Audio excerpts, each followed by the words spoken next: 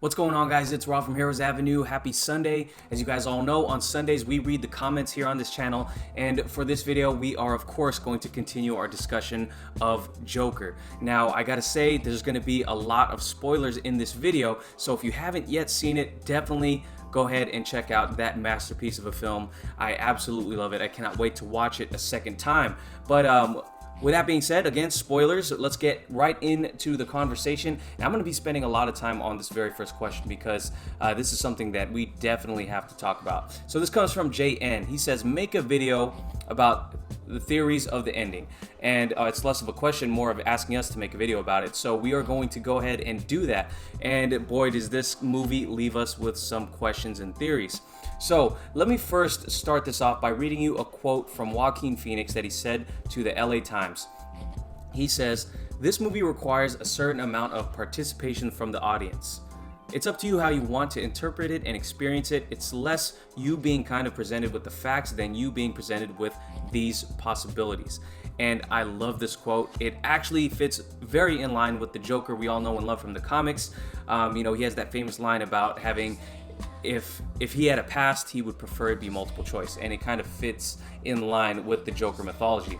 Let's go ahead and start off with the first theory regarding this movie. The first theory is that this movie plays out exactly as we see it on screen. Arthur Fleck's story is exactly what we see. Now, I think while looking at this movie from its face value is very entertaining, thought-provoking, and is definitely something that we can see happening, I actually subscribe to the second theory. And there's really two big theories. Now, the second theory may have different parts to it, but really what it comes down to is that this entire movie was Arthur Fleck's fantasy, as he was possibly in Arkham Asylum this whole entire time. And why do I say that?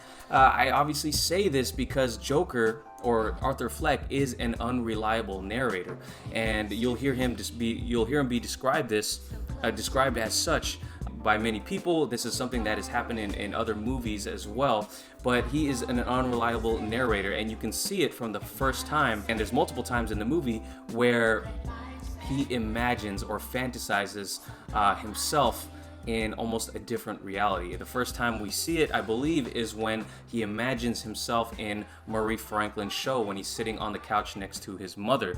And he sees himself in the show. He very, very courageously stands up, tells the audience that, hey, he believes that he was put on this world to make people laugh and bring people joy. The audience, while they laugh at him at first, they very warmly respond to him, and Murray Franklin invites him down onto the stage and says, "I wish I had a son like you." And that was the very first time you see that, wow, this guy can kind of live in his own fantasy world. But the other big reveal is in Zazie Beetz' character Sadie, because it makes no sense throughout the movie that Arthur Fleck, who maybe meets or interacts with Sadie on occasion in the elevator in his apartment complex, it makes no sense that this relationship that they have could actually take place.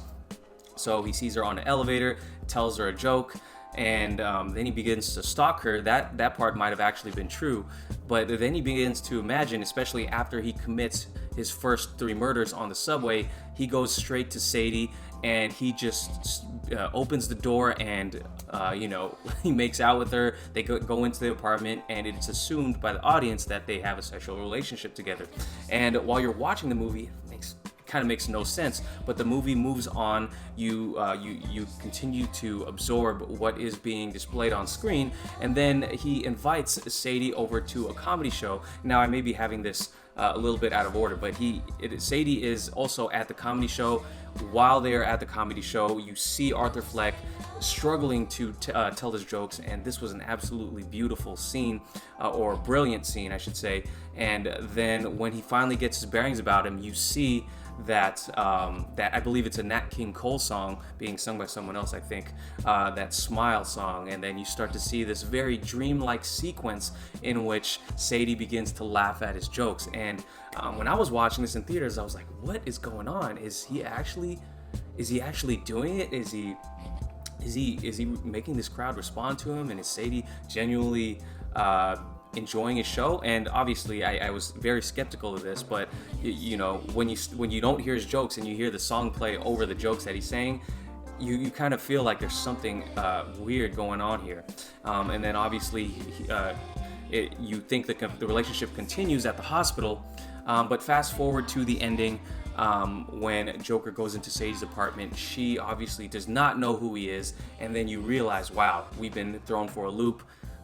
Even though it was kind of predictable, it still hits you, and it's still such a very impactful and intense scene, and it's something that was chilling. It was absolutely chilling to see. And so there's the other part of Arthur being an unreliable narrator.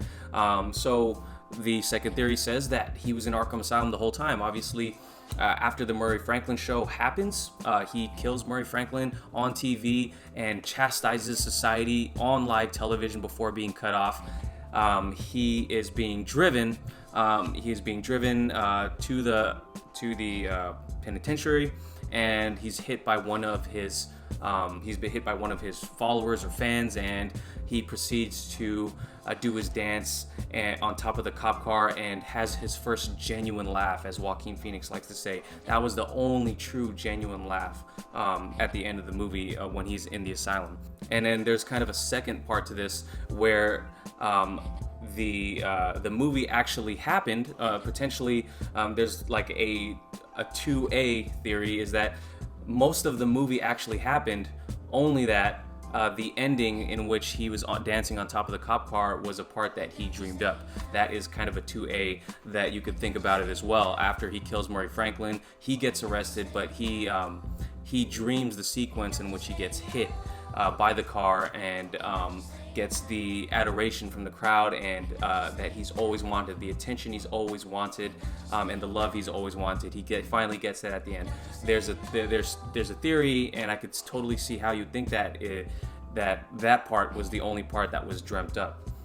So there are those theories out there, and obviously this movie leaves us with a ton of questions.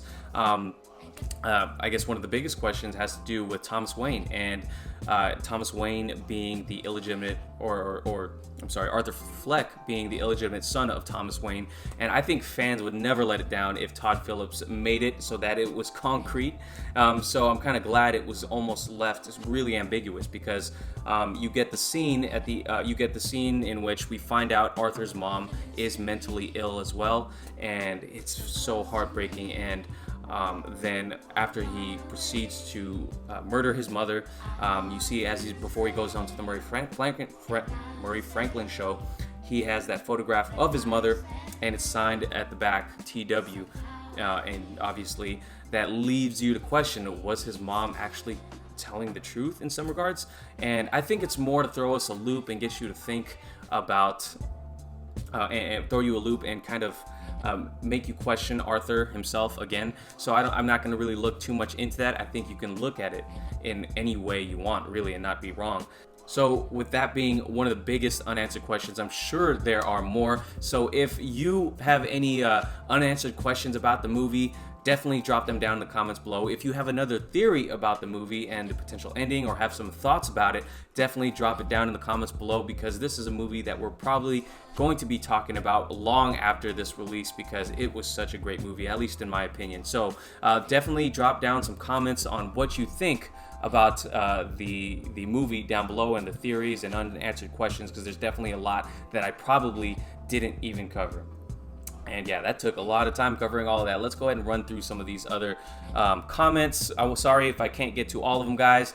Kakarot says, really good video, really good review video, succinct yet detailed, discusses the great aspects and importance of twists, and does a great job of talking about the movie for those who may have seen spoiler warnings and how they should feel about going into the film. As well, I appreciate the movie review being independent of its homage to Taxi Driver and the like, if for no other reason than because those references are not pop culture enough to be recognizable and distracting to the typical audience member.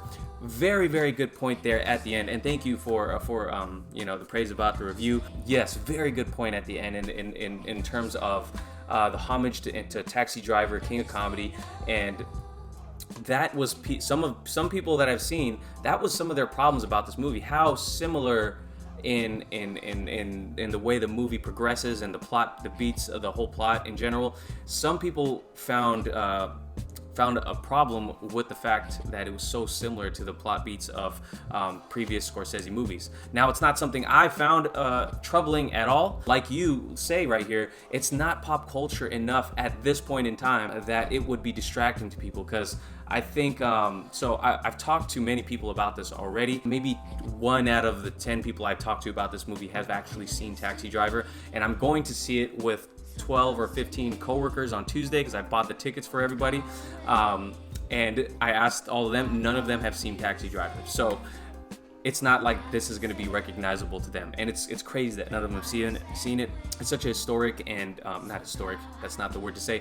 It's such an iconic movie that you'd imagine that they have seen it already, right? So yes, very good point. So I totally agree. I don't think a lot of people are going to pick up on the fact that, hey, this reminds me of Taxi Driver. I think we are in a bubble, and us being in this bubble are able to follow and pick up on those beats.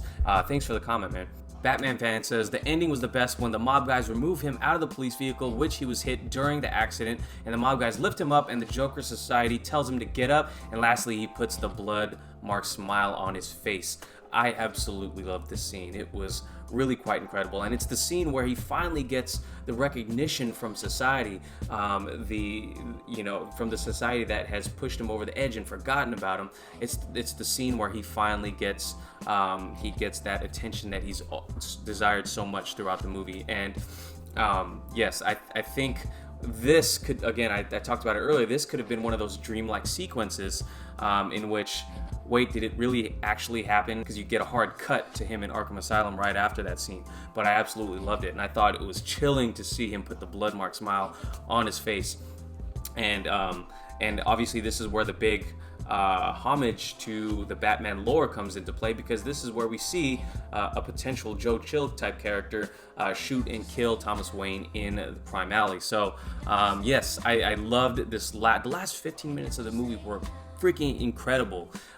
Yes, I was on the edge of the seat the whole movie, and then the last 15 minutes I was just like shaking in my seat, like, this is crazy, this is bone chilling. Thanks for the comment, Batman fan. Gutam Gov, sorry, I don't have my glasses on. Gutam Govikar, I'm sorry if I pronounced your name wrong, buddy. He says this is a phenomenal movie, one that relates to the real world issues and questions the choices that we make every day. #DC.